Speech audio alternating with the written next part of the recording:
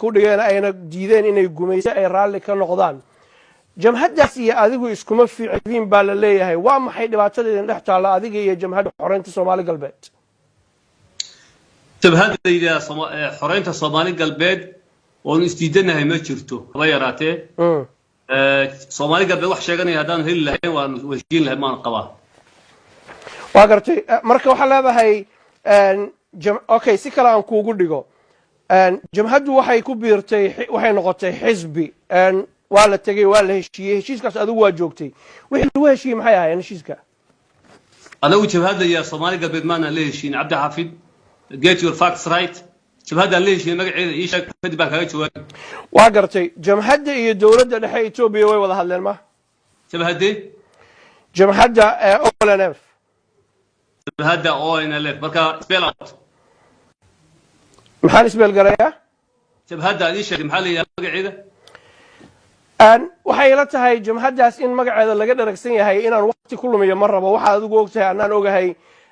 jamhadda iyo dawladda dhexe way wada hadleen waxa la yiraahdo ha ahaatee wada hadalkiina waa la heshiiyay xisbi ayay noqdeen xisbigaas adiga ayuu kursigaaga damac kaga jira oo looltalin ka dhaxeeya taas ayaana keenaysa ayaa la leeyahay in aad hadallo aan u qalmin aad hawada u soo mariso oo saxaafadaad ka tiraadid dhiig bay daadsheen iyo dhibaato keeneen maxaa arinta ka jira jabhadda aad ka hadlaysaa waxa la yiraahdaa jabhadda Ogaadeen National Liberation Front jabhadda la yiraahdo WSLF waxay ahayd marxalad kamida marxaladihii halganka ee shacabkana uu soo maray arinteedu waxay dhamaatay horaantii 8meedii marka jabhadda hadda aan ka hadlayno si shacabka maadaama kulli ayna xogta wada haynin qaar badan oo sida aad u sheegtay fahmaya jira waxaan ka hadlayno laakiin shacab Soomaaliyeed oo balaaran baa dhageysanaya jabhadda hadda aad ka hadlaysaa waa jabhadda Ogaadeen National Liberation Front oo NLF la yiraahdo waa sax weey jabhaddaas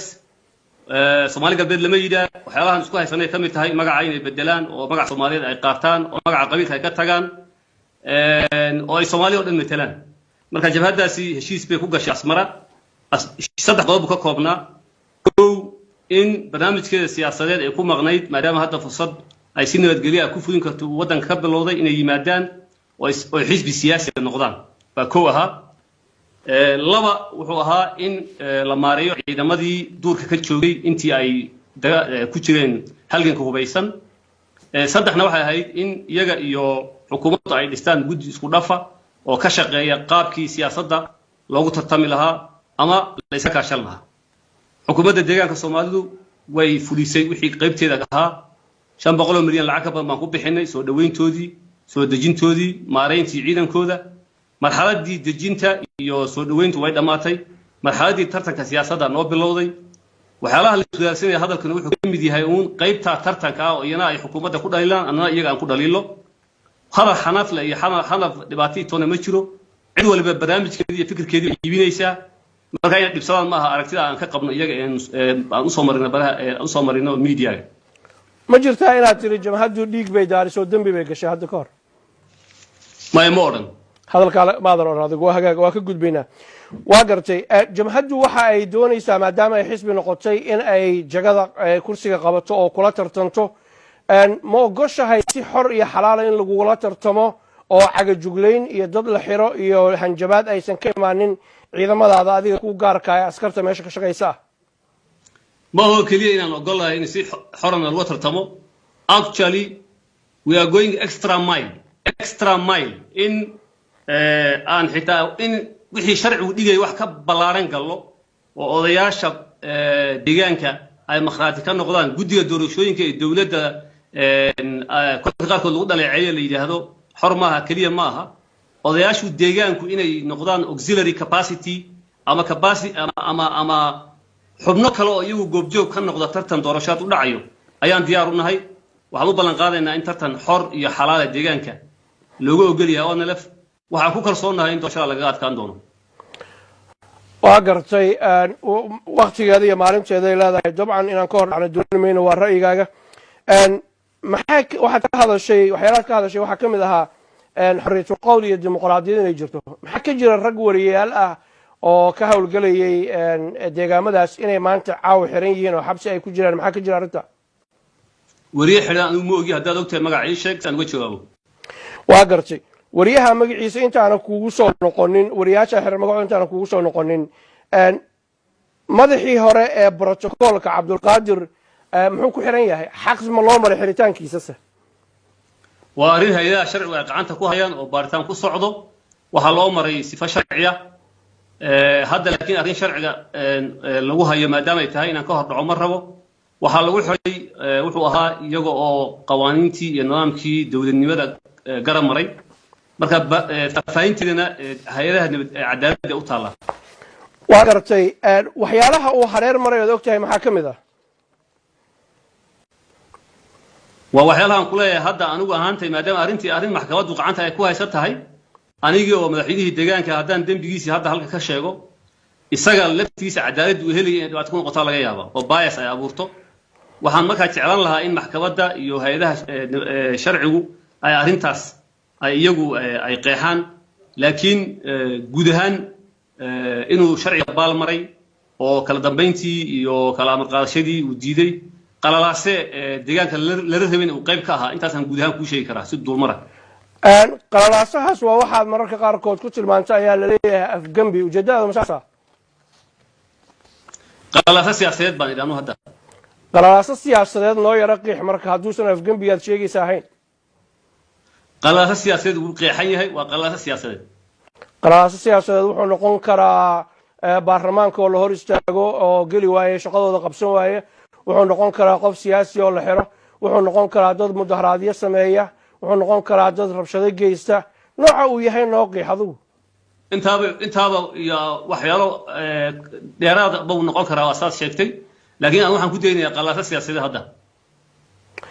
wagaag wariyayaasha xiran waxaa ka mid ah mahdi xasan nin la yidhaahdo gafdiid khadar colaad maxaa ka jira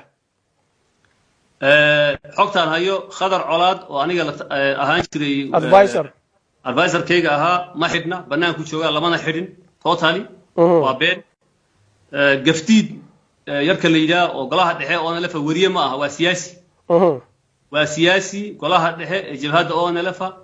wuxuu ku dhawaaqay fal dembiyeed dil in lagula kaco madaxweynaha deegaanka oo aniga ah toddobaad weliba aniga walaalkii la tooriyey oo tuhun ah in dad iska ku dhowi ay tooriyeen ayuu arrintaa ku dhawaaqay waa la xidhay laakiin hadda waa la sii daayay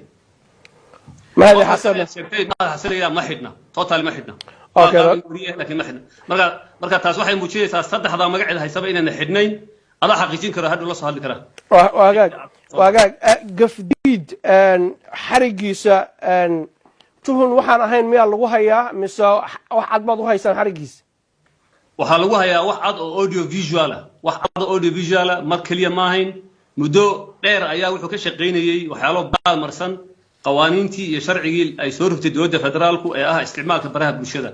oo si غير mas-uulnimo ah kicinta bulshada iska hortamida diimaha abaabulka in qabiil ku duulo in dadka diimaha kala haysta ee deegaanka jooga la laayo siyaabo kacdoon oo noocaas ah ayuu ka shaqaynayay oo xusuusinaysa xansuuqii ka dhacay jijiga August 4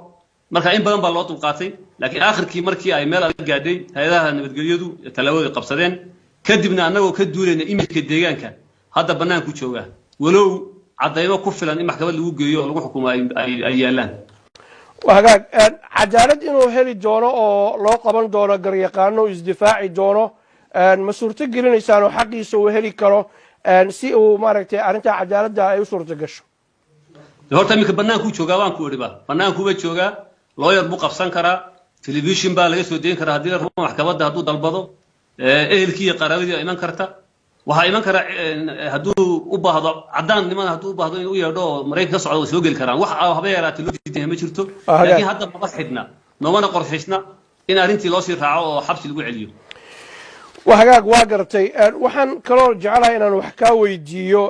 waxaad ka soo hadashay hadaayata waxqabadkaagii iyo waxaad idiin qabsoomay inta aana fursad kuu siin waxa kuu qabsoomi waayey iyo sababto caawa jigjigaad fadhidaa waxaana ka jira biyo la-aan baahsan oo dhibaatada ugu weyn dadka haysata ay ka mid tahay biyuhuna waa aasaaska nolosha ama wax walboo nool maxay ku dhacday jigjiga inay caawa biyo la-aan tahay horena aysan u ahaan jirin jigjiga biyo la-aan way ahaan jirtay hadda ka hor waan la sheegi karaynin haddana waa la sheegayaa intaasaa u dhaxaysa waxay jijiga biyo la'aan u tahay maadaama mashaariic 5 bilyan oo bir ku dhawaada oo xilliga cabdiile in la fuliyo ahayd la cunay oo haba yaraatee meel alla meel ay maraan aan la haynin intii anagu aanu nibadna mashaariicdii aanu bilownay weli ayna dhammaanin laakiin aan rajeynaa hadda inay dhammaadaan laakiin dhanka biyaha coverageka biyaha magaaladu aad buu fiican yahay population fara badan baa kusoo jabay oo yimid magaalada intii isbedel kadib biyo fiican baa ka jira magaalada taa laftigeedu waxyaalaha social media snapshot kala soo gelinaya xaqiiqada dhabta ee magaalada ma muujinayo waxaan jeclaan lahaa in wasiirka biyaha aad wareysato si uu kuu siiyo detail information oo ku saabsan guri kasta inta biyo laga cabo iyo sida xaaladdu tahay laakiin biyo la'aanta waxa ugu canjijiga 10 sano oo telefishinka laga soo deynayay in biyo ka socdaan oo la hadli karaynin oo lacagteedii la cunayay oo haba yaraatee wax water infrastructure laga sameeyay uuna meesha ka jirin haba yaraatee waa gartay waxaad ka hadashay waxyaalo fara badan oo idin qabsoomay waxaad noo sheegtaa 2 ama 3 mashruuc oo intaan iminka hadda xilka adigu haysay aad fulisay oo la taaban karo gaar ahaan dhinaca kaabayaasha dhaqaalaha midaal ahaan markaan barnaamijkan diyaarinaynay muddo dheer aan ku guda jirnay dadku waxay noo sheegeen jidadku inay burbursan yihiin aysan maaragtay lahayn wax dayactira ama mashruuc la geliyay aysan jirinin maxaa arrintaa ka jira si aan u ixtiraano dadka daawanaya waxaan kuu sheegay mashaariicda sanadka la fuliyo waan kuu sheegay 450 dugsi baan ku iri 30 health center baan ku iri wadooyinku ma burbursan yihiin mudane kulli way dhisan yihiin waxaan ku ballan qaadayaa in haddii aad diyaar tahay aan kuu soo dirno sawiradoodii oo idhoobyaala oo sii deyso maadaama documentary hadda laga diyaariyey jidadku way burbursan yihiin sawirada dowladdu ay dhamayso yara dhamayso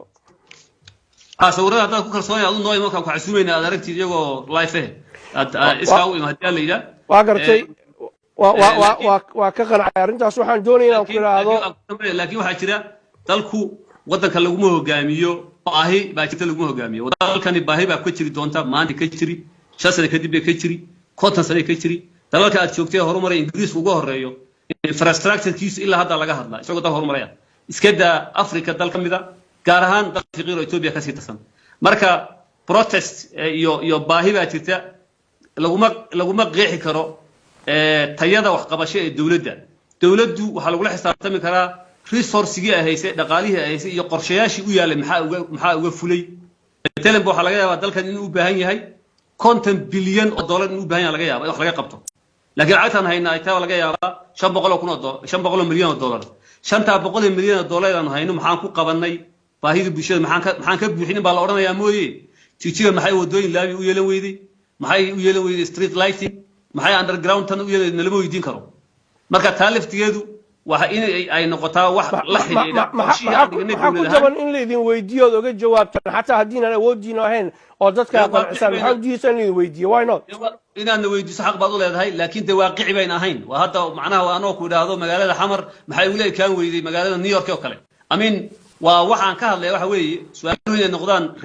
realistic su'aalo inay noqdaan baa muhiima laakiin weydiintu dhib ma leh laakiin inay noqoto waaqici ah jira laakiin jijiga isbedel badan ka muuqda wax badan baa laga qabtay mashaariic fara badan baa socda waxa ka socda hadda ilaa iyo 10 kilomitir oo laamiya oo Shiina ay dhisayaan oo markay dhamaadaan aan filayno in magaalada muuqaalkeeda ay bedelayaan waxa ka socda ilaa iyo dhowr iyo 20 mashruuc oo cobblestones ka socda magaalada mashaariic fara badan ka socda waa hagaag waxaan weli ku guda jirnaa awood qaybsiga iyo inaan mawduuc kale oo la xiriiro oo ay isku lamaanan yihiin hoos aan ugu degno oo musuqmaasuqa waxa la yiraahdo bal intaan musuqmaasuqa u gelinin waxaan iigaga warantaa dad waxa jira barakacayaal ah oo xerooyin ku jira dadku waxay qaarkood leeyihiin waxba looma qabanin oo dawladda gacanteedu ma gaarinin ma tabardar idin geysay mise inaad wax ka qabatin baanan doonayn sida leen ku eedeynayo mise gacantiina way gaadho wuxuun baad qabateen waxba baan ka qabatay barakacayaasha ilaa iyo hadda taageerada la siiyo aad bay u badan tahay baahida barakacayaasha waxay u kala baxdaa wax daruuri oo life saving intervention la yiraahdo oo ah in caafimaadkooda waxbarashadooda biyahooda cuntooda laga warhayo iyo in la sameeyo wax la yiraahdo durable solution oo ah in xal waara loo helo halka waara waxa weeye in saddex qaybood loo qaado ama la raro ama meeshay joogaan nolol loogu sameeyo oo maaragtay durable solution loo sameeyo qaybta dhiman waa qaybtan in xal waara loo helo waxay ku xiran tahay arrintaasina in dhul ay degaan la soo helo in miisaaniyad ballaaran oo lagu raro lagu soo helo in hay'adihii caalamiga ah iska kaashadaan adduunka anigu waxaan ka shaqayn jiray hay'adaha muxuu ahaa humanitarianka meel sanad iyo badh dad barakacyaala oo loo yimid inta lagu oo weliba oo ilaa iyo 500 oo kun ama 600 oo kun inta loo yimid xal waara lagu gaaray intaan shaqaynay maan arag marka saa daraadeed waa degdeg baan isleeyahay waxa lama qabantu wax badan baa la qabtay indicators humanitarian indicators kooduna ama xaaladooda nololeedna dadka caadiga ee kale aad uga sii liidato marka laga tago inay meelaha ay ku nool yihiin ay ku urursan yihiin oo saxadooda ayna fiicnayn marka baahi badan baa ka jira deegaanka wax badan oo loo qabtay wax badan way dhiman yihiin waa hagaag waxaan kaloo jeclaynaa wax kaa weydiiyo waxaa jira dad ka cabanaya deegaamada qaarkood in aan maaragtay awood qaybsigu uusan gaarinin oo aad ku soo koobtay waasay hadalka u dhigeen adiga iyo dad kugu deegaana ama ku dhow oo kaliya laakiin gobolada qaarkood aan la gaarsiinin awoodda dawladda iyo dhaqaalahaba maxaad eedayntaa ugaga jawaabaysaa waxaan anu aaminsanahay in xukuumaddan ahayd xukuumaddii ugu ballaarnayd ee shacabka deegaanka Soomaaliyeed gaadhay waxaan aaminsanahay dagaalka nagu socda badankiisu inuu la xiriiro maxaa loo qaybiyay resourcigi deegaanka dadka Soomaaliyeed loo gaarsiiyay maxaa awoodii loo balaariyay in fact anu dhaleecaynta aan maqlataa ma aha dhaleecaynta aan maqnaa waxa weeye dhaleecayn iga soo gaadha kuwa aad sheegayso laga yaabo inaad ii aanaynayso ay leeyihiin dadkii kale ay wax siiyaa dadkii isaga u dhaw wax ma siiyo taasaan maqli jiray tan caawa igu horeysa aad sheegayso waa hagaag haddaad sheegto jeclaan lahaa aaga aad leedahay waa laga qadiya dawladda waa hagaag musuqmaasuqa waxay rabaan inaan dhex joogo dad waxaa jira magaalooyinka qaarkood dabcan degan oo ayagu cabanaya laakiin waan u imaanaya waxaan jeclahay inaan sidoo kale aan hoosta ka xariiqno dad badan oo nala soo xiriiray gaar ahaan markii aanu soo daynay video annagu aan kaa codsanay inaad noo soo duubtid oo aanu ku niri si aan dadka u wacyigelino videoga noo soo duubaan kaaga mahadcelinayo dad fara badan oo nala soo xiriiray ayaa waxay sheegayaan oo gudaha jooga caawa jigjiga iyo meelo kale dunida daafaheeda ah musuqmaasuqu inuu marayo meeshii abid ugu sarreysay waasay hadalka u dhigeen intaad adigu xilka haysay aadna aad samaynaysid iyo inaad dadka u hilisid qaarkood maxaad ka leedahay arrimaha lagugu eedaynayo mudane madaxweyne badanka dadka arrimaha eedaa soo jeedinaya waxay u badan yihiin dadkii cabdi ilay xukuumaddiisa ka faa'iiday ee la shaqaysan jiray oo wixii ay u barteen waayey oo lacagtii iyo wixii keligood ku koobnaa uu ka kala baahay ayay u badan yihiin waa wax eedayn iska joogto oo naqaano weeyaan waxaa la yaab leh dadka maanta ka hadlaya musuq maasuq waa dad macnaha musuq kelmadda la yidhaah xitaa bulshada dhexdeeda xilli aan la soo qaadi karin noolaa weeyaan waxaa weeye madaxweyne hore cabdi ilay iyo familigiisa iyo reerihiisu sidii boqor bokaasa iyo sidii fadna marcos iyo dal ay lahaayeen oo lacagtiisa raranayeen oo la og yahay oo magaalada guryaha ku leeyihiin hantida la qaadan yihiin dadkii soo joogay ee fadhiyay ee daawanayay way dadka maanta ka hadlaya musuqi halkii uu ka fog yahay waxaa markaa caddaynaa inaan musuqi la dagaalanay mashaariicda sanadkii barka aan qabanay annagu ee aan ku qabanay miisaaniyadii deegaanka 10kii sane u dimaysay lama qaban lacag wadanka Shiinaha ka soo amaahanay iyo tu Imaaraadku nasiiyeen ma jirto waa lacagtii deegaanka uun marka waa la dagaalamay musuqi monopoligi dhaqaalaha ee qacanta ugu jiray madaxda deegaanka waan baabi'inay oo hadda ka hor jirtay caagad biyo soo gashay magaalada oo cabdi ilay tiimkiisu ayna lahayn ma jirin annagu taa milyan ganacsigu waa xor waxaa kale oo taa caddayn u ah inaan ilaa heer degmo ilaa iyo heer gobo heer kelil heer deegaan ugu yaraan mas'uuliyiin gaaraya 30 ka badan oo heer degmo iyo heer deegaanba xilalkii looga qaaday qaarna loo xidhay musuqiya wax la xiriira istamarin la xiriira marka waxaan aad iyo aad ugu kalsoonahay inaan meel aad iyo aad wanaagsan aan gaarsiin la dagaalankii musuqi waxaana caddayn u ah adeega bulshada aan siino hadda iyo mashaariicda aan fulnay tayadooda iyo tiradooda waa gartay waxaa jirtay dhowaan dad saraakiil qaarkood ay ahaayeen ama jagooyin hayay oo jagooyinka laga qaaday jagooyinka lagu bedelay dad kale oo adiga isku hayb aad tihiin la sheegaya arrintaa maxaa ka jira inaad ii faahfaahisaan jeclaan lahaa maalba deegaanka waxbaa la bedelaa oo shaqooyinka jira awgood iyadoo la eegayo kolba qiimaynta la sameynayo la xidhiidha shaqo wanaagga bedela la sameeyaa marka haddii aniga kuwa la ii aaneynaya ay jiraan inaad ii sheegto si aan uga jawaabo kuwa aniga la ii aaneynaya kuwa yihiin laftigeeda lama garan karo waayo soomaalida waad garanaysaa qabaa'ilkeedu kol meel bay taagan tahay marka macnaha ma kuwa gobol ahaan la aaneynaya kuwa qabiil ahaan la hadii qabiilka halkee weey bal waan garanaysaa Soomaalida marka inaad saay u kala faafaysaa ficnaan lahayd laakiin anagu performance iyo tashi waxaan kaliya sameeyana ma jiro waxaa jira guddi iyo xisbi iyo nidaam iyo dawlad baa jirta taas maan wax ku maamula hadday noqoto aanayna waxaan aaminsanahay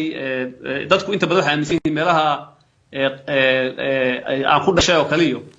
inaynan hadda ka hor oo aynan xitaa deegaanka xitaa golaha kaabinetka xitaa wax ku lahayn kii u horeeyay hadda soo galay baan filayaa marka inaad ifaafaysaa ficnaan lahaa si aan uga jawaabo oo aanan speculation aan u samayn waxaad noo qiixdaa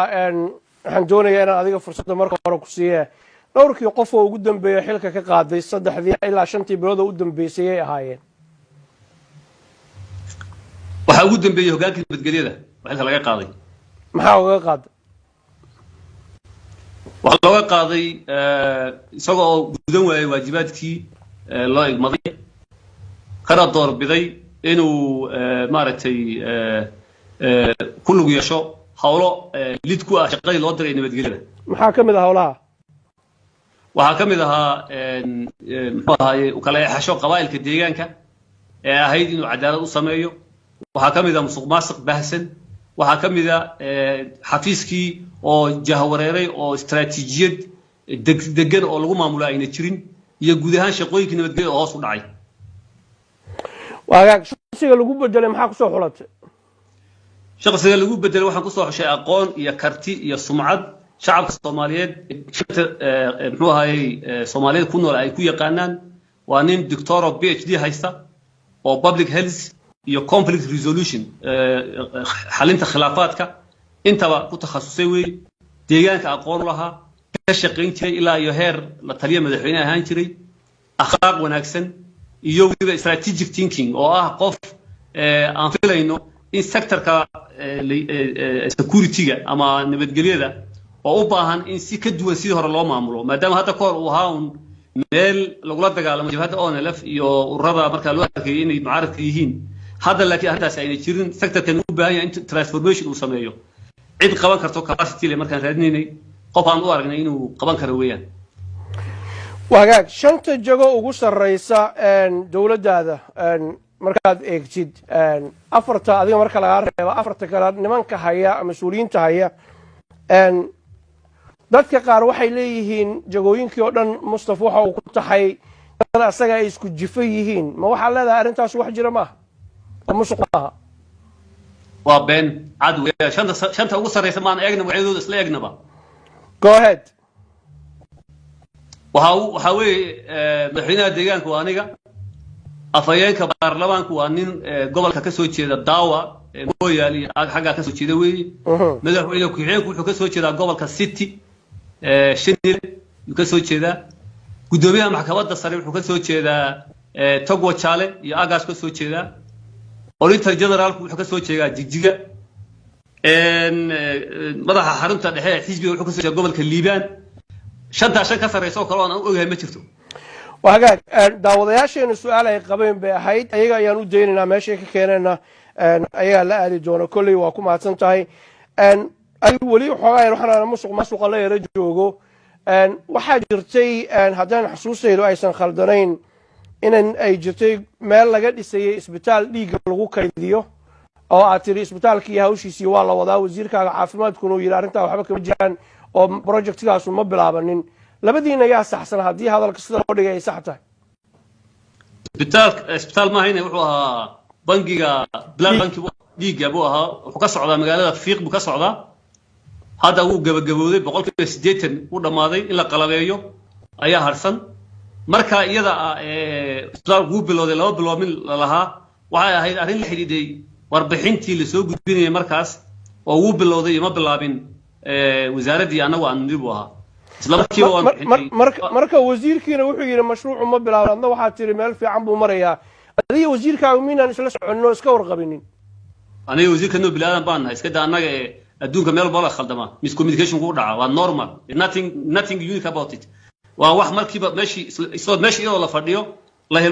hadal imaan ku jira la yiri mashruucii uu bilowday oo dhulkii waa la wareegay qofkii qandaraas lahaa iyo ma bilaabin baa la yiri mashruuca lacagtiisa lama cunin isla week baa lagu bilaabay maanta mashruuci waa gabagabo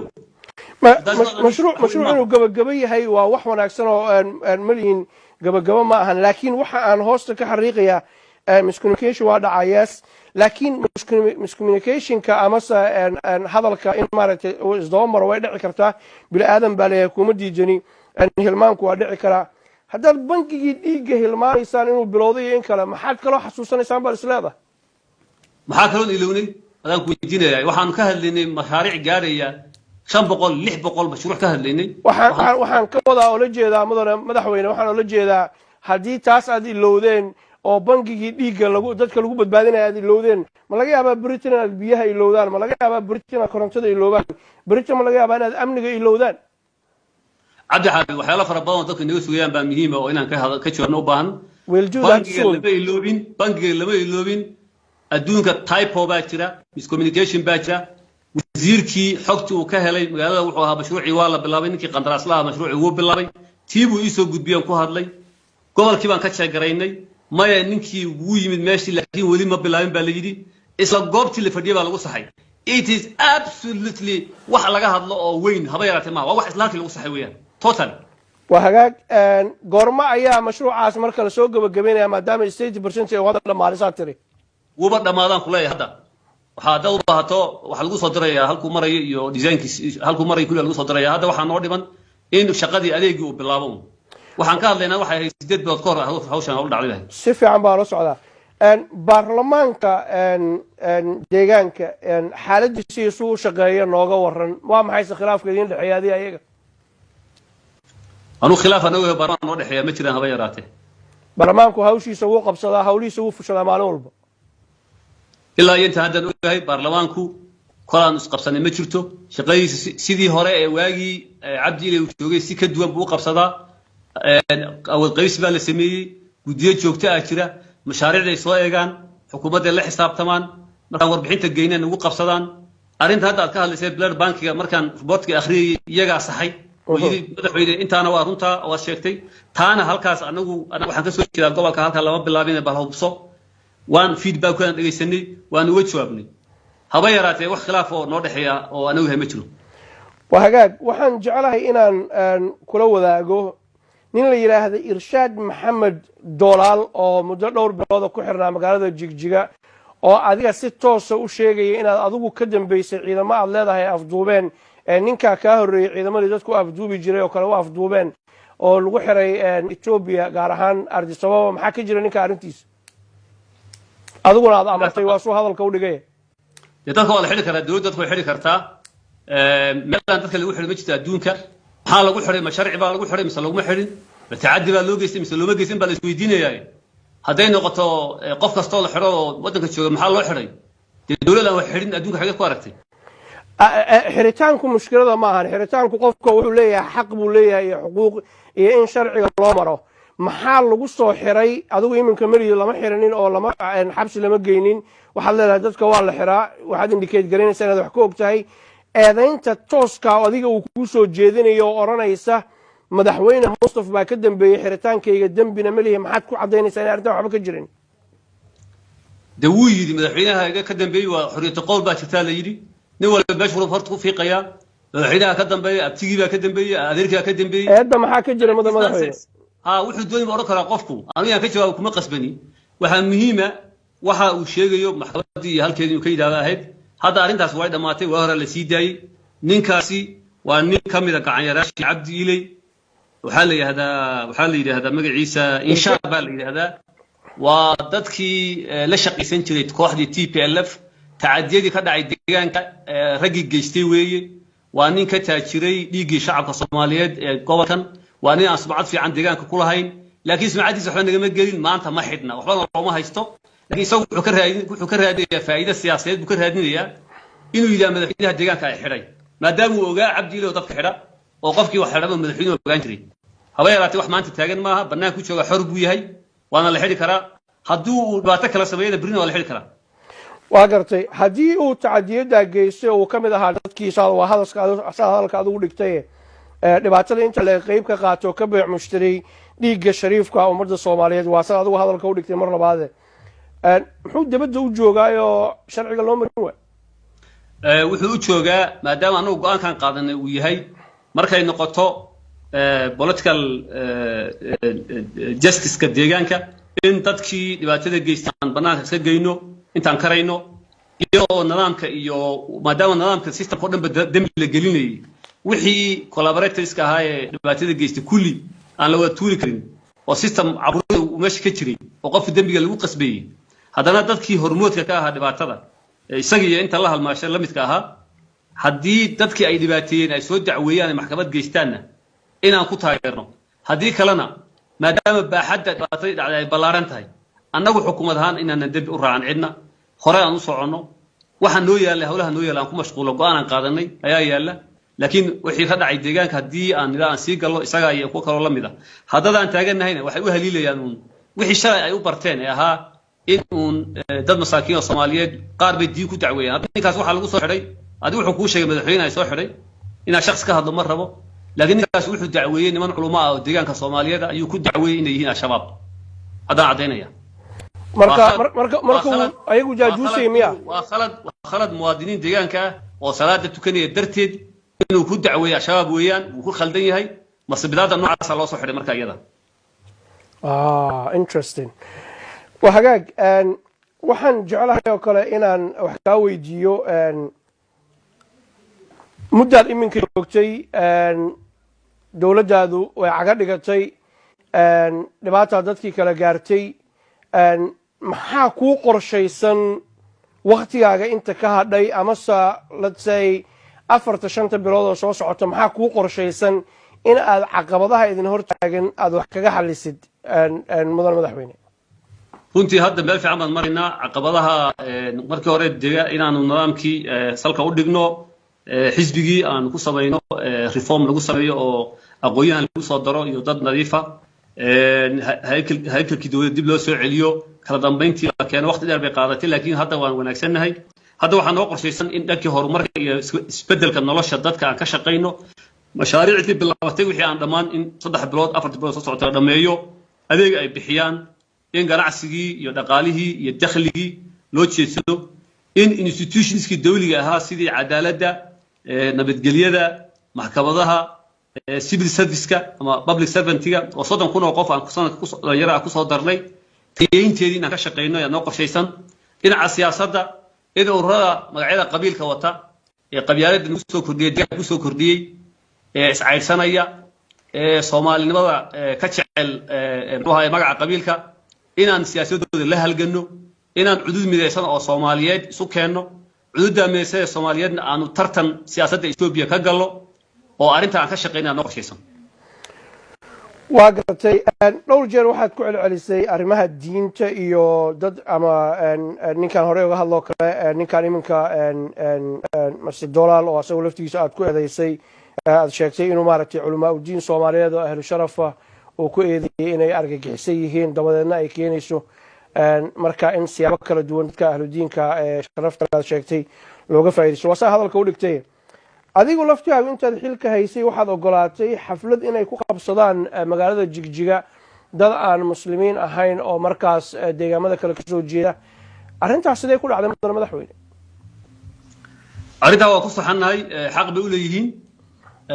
dalka aan ku noolahay ee Itoobiya waxaa ku nool dadyo fara kala duwan oo qoomiyado kala duwan oo luqado kala duwan ku hadla waxaa jira diimo fara badan baa waddanka ayaa ka jira diinta islaamka ta kristanka oo iyadoo qaybo kala duwan ah ka jira marka dastuurka dalka iyo damiirka caadiga labadu wuxuu dhigayaa dadku inay si xor ah meesha ay ugu nool yihiin lana baad ku nooshahay maalin baad ku tukataa shacab muslimiina ku nool oo xorriyad haysta marka dadka xaq jirka ah ee doonaya in dadka ayna isku diinta ahayn ay laayaan ama ay faquuqaan waan garan karaa su'aalaha noocaas inay weydiiyaan laakiin dadka xadaariyiinta adoo kala ee dalalka xadaarada ku nool ee sinaanta bini aadamka aaminsan ee ilaahay baa kala saari doona dadka laakiin in la ixtiraamo human right-ka democratic right of the human being la ilaaliyo aaminsan su'aalahaas kale kama filin waa gartay xilligii aad adigu intaadan xilka haynin ka hor waxaad ahayd shakhsi xuquuqda insaanka u ololeeya oo meel walba ka hadloo yiraahda xuquuqda insaanka hala waardiyeeyo oo activista dadka siyaasaddaada dhaliilaa waxay leeyihiin mudane madaxweyne mustaf weli waa actifisto weeye siyaasaddiisa iyo activistnimadiisuna waa isku dhex qooshan tahay mararka qaarkoodna taas waxay saamayn ku yeelan kartaa go'aamada masiirka aad qaadi kartid koofiyadahan badan goormaad iska dhigaysaa mudane madaxweyne way leeyihiin ha yidhaahdaan hay marka ay waxa ay sheegayaan oo macnale oo habaysan oo ah waxa iyo waxaas uu sameeyay waa activism waxa iyo waxa uu sameeyna waxa weeye maxay marka ay yidhaahdaan ayaan ka jawaabaya laakiin sida barnaamijkii BBC-da waxay la tahay qof kasta wuxuu rabo inuu sheego inaan ka jawaabo de maaha gartay mudane madaxweyne barnaamijku gabagaba ayuu ku jiraa iyo gunaanaj waxaana jecelahay inaan ku siiyo daqiiqadaha u dambeeya adigu aad kusoo gunaanajid dabadeedna aan kuu mahadceliyo go ahead fursaddan baa haystaa cabdixaafid aad baad u mahadsan tahay su-aalo qiimo fara badan oo shacabka u ifinaya waxyaalaha jirana waad weydiisay waxaan ku dardaarmay shacabka Soomaaliyeed in isbeddelka geeska Afrika ka socda ay taageeraan ra'iisul wasaaraha dalka Itoobiya intii xilka uu qabtay Dr. Abiy waxaan nastay deegaanka Soomaalida kaliya ma aha waxaan nastay shacabkii Soomaaliyeed baan nastay meel walba joogaan yaa ku nasteen waxaa maanta muuqata ididiilo dawladnimo oo ka soo ifaysa dalkii Soomaaliya la oran jiray ama Soomaaliya la yidhaahdo hadda oran jireen oranay marka fikradda ballaaran ee regional integration-ka ra'iisul wasaaruhu hogaaminayo faa'iidada ay keentay shacabka Soomaaliyeed inay gartaan ay ku taageeraan garab aan u noqono annaguna barnaamijka ku dardaarmayna arrinta kale ee soo korodhay waxa weeye xorriyadda diinta oo si fiican oo wanaagsan maanta dadkeeni meel walba ay u tukanayaan meel walba ay u marayaan iyadoo oo shalay toole sida aan kuu sheegayo ashqaasta hadda aad sheegaysid galaha ishaar iyo lamidkii ay ka ganacsanayeen dhiigga dadka islaamka ah iyagoo qofkii tukada ku tilmaamayay inuu yahay qof ama itixaada ama al-shabaab taasna kaga heli jiray dhaqaale kaga heli jiray dadkii la dagaalamayay dhaqanka suuban iyo diinta islaamka maanta inay taasi jirin oo iyagii ay qacan ku gabad yihiin oo iyagii ay been abuur iyo tilwaal eryanaya ay meelaha kale yihiin waa alxamdulilah wax soo kordhay weeye marka guud ahaan deegaanka Soomaalidu uu degan yahay waddanku waa nabadgelyo waxaa kaliya oo jira kooxihii isbeddelkani uu ku yimid dadka isbeddelka qaarna wuu yimid qaarna wuu ku yimid kuwii uu ku yimid isbeddelku ee 10 sano ummadda halaagay ee dadka laayay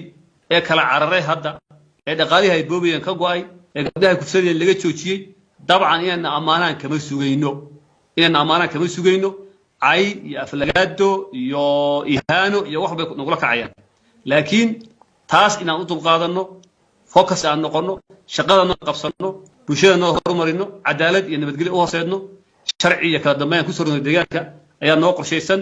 kaligeena ma aha ee hogaamin tayo leh oo wanaagsan oo ila shaqaysaa jirta cadaynu waa in xisbiga anu hadda aan maamo deegaanka aan horjoogaha ka ahay inay yihiin xisbi midaysan oo inta hadda aanu joognay wax afkaar oo isku qabanimay wax qabiil isku qabanay aan lahayn haba yaraatay annagoo ka kooban dhammaan deegaanka Soomaalida halka xisbiyadii isku urursaday magaca qabiilku maanta ay u kala fadhiyaan 6-7 ay u kala fadhiyaan taas aan muujinaysa tayada hogaamineed ee deegaanka ka jirta waad mahadsan tahay telefishinka Universal TV-na waxaan rajaynayaa in shacabka Soomaali uu muxuu ahaayay deegaankan oo wax badan ka tirsada maanta laga bilaabo uu ka caawin doono inuu ku caawiyo xaqooda iyo dimuqraadiyadda inuu doodo haddii taasi ha noqoto anaga inuu dhaliilo laakiin ay ku saleysnaato wax xaqiiqo oo jiro ka jira deegaanka hagaag mudane madaxweyne ugu dambeyntii waxaan jecelnahay haddii ilaahay yidhaahdo rabadaan baa soo dhow wixii rabadaanta ka dambeeya in aanu barnaamijyo samayno sidaan oo kale aad nagala soo qayb qaadatid suurtagal ma tahay mustaqbalka dhow insha allahu tacaala sidaan oo kale inaad bulshada usoo horfariisatid oo aanu markaa ku weydiino waxaanu isleenahay bulshada way ka dhex guuxayaan mar walba adee diyaar baan ku ahay weliye keliya kuma arko in Soomaali nationalist oo in badan aan barnaamijyada la socday oo isku dareennahay isku aragtinahay baan aaminsanahay inaad tahay mar walba diyaar baan ku ahay inaan marti aan ku noqdo bislaanshaha shacabina maadaama meel fog gaarin xalay clipka aan ku soo duubay arkaysay dadkii oo dhan waxay noqdeen wada protocol sida ma la yeelo kada marka taas oo muujinaysa in heerka garaadka bulshadeenu weli laftigeedu curdan uu yahay oo maaragtay laakiin waxaan ku faraxsannahay in maanta ay barnaamijyada noocan in la duubo accessible maradu noqoto la iswareysto inay la qabsan doonaan mustaqbalka haddii la yidhaa oo ay noqon doonto wax caadi ah yaan ku faraxsannahay mar walba diyaar baan ku nahay rabantana shacabka Soomaaliyeed iyo shacabka muslimka waxaan u rajaynayaa in ilaahay maaragtay rabadaan khayr qabta oo cuduradan iyo covid-ka iyo waxaan jira ka badbaadiyo ayaan u rajaynayaa waad mahadsantahay mudane madaxweyne aad iyo aad baan si agar la'aana bahda TV-ga Universal gaar ahaan ifiye kugu mahad celinaynaa inaad casuumaadda naga soo qayb naga aqbashay aad ballan qaadeen soo horfariisan doontid su'aalihii markaas aanu isnayn bulshada ka dhex guuxayaan intaan waqti u helnay aanu ku weydiinay waxaanu jecelnahay mustaqbalka dhow inaanu kula kulanno insha allahu tacaala oo su'aalahan iyo kuwa ka duwan oo ama ka badanba aanu ku weydiino ujeeddada barnaamijka ifiyana waxa ay tahay oo keliya siyaasiga ama qofka xilka haya in bulshadu ay la xisaabtanto oo ku mahad celinaya anagoo isku duuban guul iyo gobonnimo aan ku rajaynaya mudane madaxweyne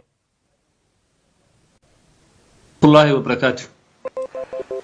waxaad daawadayaal inta waxaan ku soo gabagabeynaynaa barnaamijka ifiye toddobaadkan oo idinkaga imaanaya stuudiyaha TV-ga magaalada London oo aanu ku wareysanayna madaxweyne Mustaf insha allahu tacaala waxaan isku soo noqon doonaa xilliyada dambe markaanu waqti helnay inta aanu kala dib ugu kulmi doono dhinaca farsamada waxaa iga caawiyey injineerkeena weyne cabdixakiin fiqi barnaamijka waxaa idiin soo saaray cabdalla mudhir dhinaca farsamada dhinaca magaalada jigjiga guuleed ayaan aad ugu mahad celinayaa axmed gurxanna aad iyo aad ugu mahad celinaya haddii ilaha yidhahdo anigoo cabdixafiin maxamuud jaamac ayaa idinla socodsiinaya intaanu kaloo kale dib ugu kulmi doono waa ifiya nabadgelyo